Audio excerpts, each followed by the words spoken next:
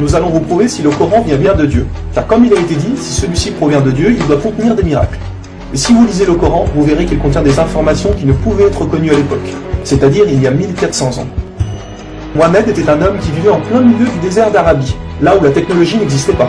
À cette époque, il n'y avait pas d'électricité, aucun appareil électronique, rien de tout ça. Les gens vivent de la terre, se déplacent en chameau.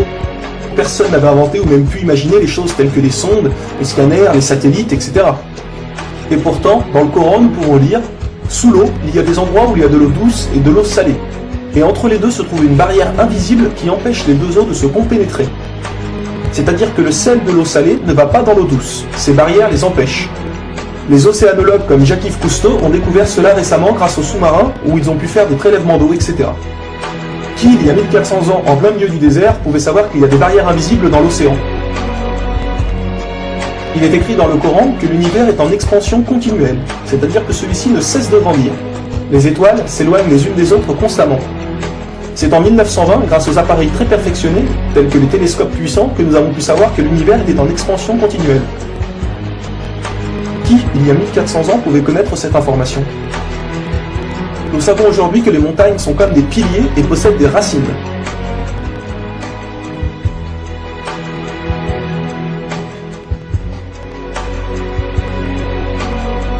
Sans les montagnes, il y aurait très fréquemment des tremblements de terre.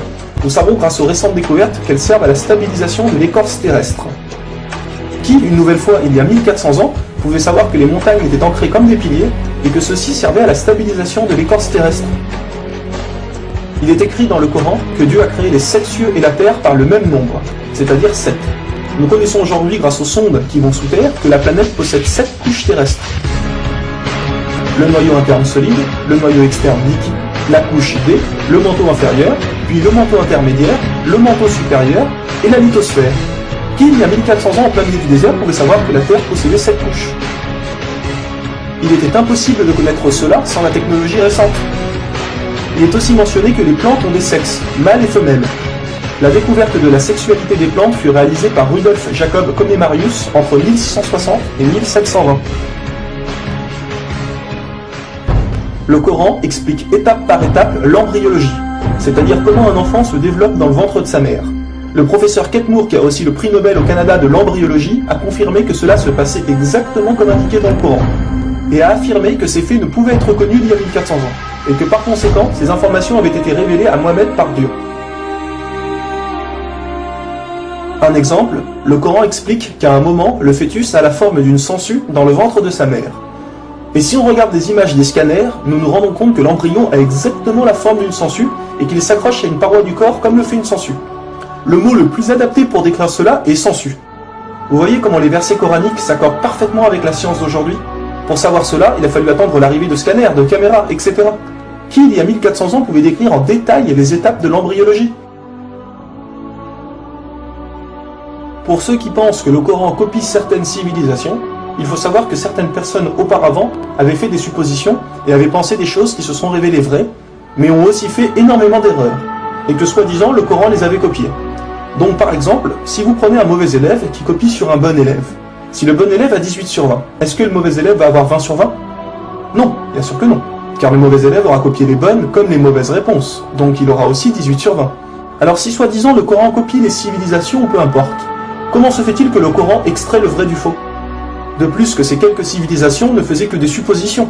Or Mohammed affirme être sûr de tout ce qu'il dit. Le Coran contient plus de 500 versets dus à la science, sans aucune erreur ou contradiction.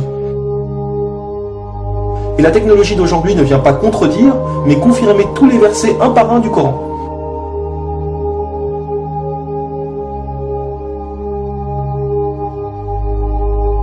Il est écrit dans le Coran que les fourmis parlent. Nous l'avons confirmé en 2009 grâce aux appareils auditifs puissants. Un homme ne peut entendre ces bruits à l'oreille nue comme ça. Nous savons aujourd'hui que dans la plupart des pays, il est interdit d'avorter au bout de 3 à 4 mois. Car après 4 mois, la science explique que le bébé commence à vivre, et que cela donc est considéré comme un crime. En islam, il est dit que Dieu insuffle l'âme dans le corps du bébé au bout de 120 jours, donc 4 mois. Comme par hasard au même moment que quand la science démontre que c'est à cette période que la vie du fœtus commence. Pour savoir que la vie du bébé commence à 4 mois, il a fallu attendre une nouvelle fois l'arrivée de scanners, IRM, caméras miniatures, etc. Qui, il y a 1400 ans, pouvait savoir que le bébé commençait à vivre au bout de 4 mois? Nous savons qu'au début du monde, il y avait seulement une nébuleuse primaire, compactée en une seule masse et qui a explosé, ce que nous appelons aujourd'hui le Big Bang. Le déroulement du Big Bang est pourtant écrit dans le Coran. Le Big Bang a été découvert au XXe siècle, alors que le Coran a été écrit au 7e siècle. Le Coran affirme que ce sont les abeilles femelles qui ramassent le pollen des fleurs. Pourquoi le Coran ne parle que des femelles et non des mâles? Eh bien la science a découvert récemment qu'effectivement les femelles possédaient des organes que les mâles n'ont pas, et ceux-ci ne peuvent pas collecter le pollen des plantes. Encore et toujours, qui pouvait savoir il y a 1400 ans que les mâles n'ont pas les organes nécessaires pour le prélèvement du pollen? Il y a longtemps, les gens pensaient que la Terre était plate. Ce n'est qu'en 1577 que Francis Drake fait le tour de la planète et prouve que celle-ci est ronde. Le Coran, environ 1000 ans plus tôt, affirme que la Terre est ronde, mais ne s'arrête pas à ça. Pour donner un exemple, il est dit que la Terre ressemble à un œuf, mais pas n'importe quel œuf, celui d'une autruche. Et si vous regardez un œuf d'autruche, vous verrez qu'il n'est pas tout à fait rond, mais qu'il est aplati en haut et en bas. Celui-ci est de forme géosphérique. Et nous savons aujourd'hui que la Terre non plus n'est pas tout à fait ronde, mais qu'elle est aplatie au niveau des pôles. Et donc qu'elle est également de forme géosphérique. Qui, il y a 1400 ans, pouvait savoir que la planète Terre était géosphérique? Il a fallu attendre les satellites pour sortir de la Terre pour se rendre compte de cela.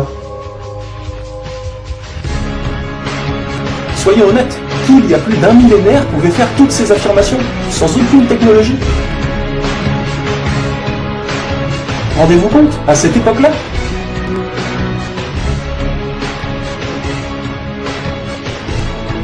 Et soyez conscients que je n'ai donné que quelques exemples, il y a plus de 500 versets qui parlent de science sans aucune erreur. Le Coran parle d'astronomie, de biologie, de physique, de géologie, etc. Ça ne s'arrête pas là. Le Coran ne comprend pas seulement des miracles scientifiques, mais des miracles linguistiques ou numériques. Par exemple, le mot terre apparaît 13 fois dans le Coran, et le mot mer apparaît 32 fois. Additionnez 13 plus 32, cela vous donne 45. Si l'on met cela en pourcentage, 32 fois le mot mer sur 45 donne 71%. Et c'est exactement le pourcentage que la mer recouvre sur la surface de la Terre. La mer recouvre 71% de la surface de la planète. Et 13 sur 45 donne 29%. Et c'est exactement le pourcentage que représente la Terre sur la surface de la planète. Croyez-vous vraiment que cela vient du hasard? Le mot paradis apparaît 77 fois. Et devinez quoi? Le mot enfer apparaît aussi 77 fois. Le mot foi apparaît 25 fois. Le mot mécréance apparaît 25 fois. Le mot dunya, qui signifie le monde d'ici-bas, apparaît 115 fois. Akira, qui signifie le monde de l'au-delà, apparaît 115 fois. Le mot ange, 88 fois. Le mot diable, 88 fois. Les hommes, 23 fois. Les femmes, 23 fois. La vie, 145 fois. La mort, 145 fois. Bonne œuvre, 167 fois. Les péchés, 167 fois. Les 7 cieux apparaissent 7 fois. Et il y a encore plein et plein d'autres exemples.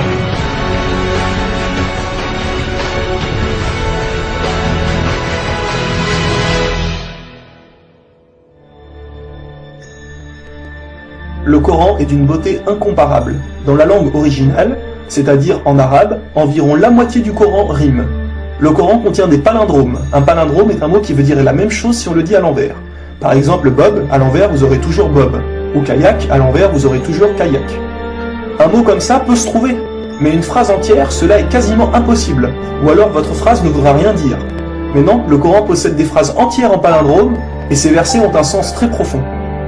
Le Coran ne possède aucune contradiction ou erreur. Je vais donner un dernier exemple avant de conclure. Vous allez vous rendre compte de l'extraordinaire précision du choix des mots. Dans un verset, Dieu dit qu'il n'a pas doté l'homme de 2 cœurs. Pourtant, un peu plus loin, Dieu parle aussi des femmes. Alors pourquoi il ne dit pas « je n'ai pas doté l'être humain de 2 cœurs » ? Pourquoi ne parle-t-il que des hommes, puisque les femmes sont mentionnées après? Quand nous lisons tout le passage, nous nous rendons compte que Dieu ne parle pas au sens littéral, mais au sens figuré. Il explique que l'homme ne peut pas être croyant ou non-croyant, c'est l'un ou l'autre, les deux ne peuvent pas coexister. Ou on a la foi, ou on l'a pas. Mais si nous prenons ce verset au sens littéral, est-ce vrai? Oui, bien sûr, l'homme ne possède qu'un seul cœur. Mais pour les femmes, elles peuvent être enceintes, n'est-ce pas? Et quand elles sont enceintes, combien de cœurs possèdent-elles? Vous vous rendez compte de ça?